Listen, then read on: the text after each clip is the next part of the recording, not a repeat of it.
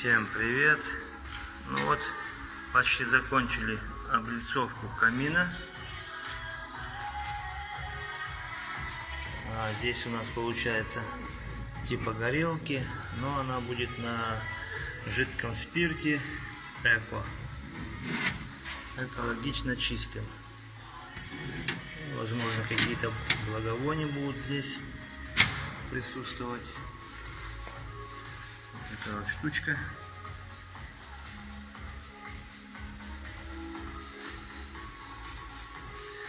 Осталось вот этот откосик сделать, и все, камин готов.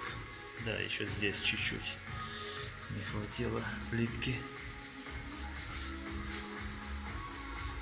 Такая вот красота.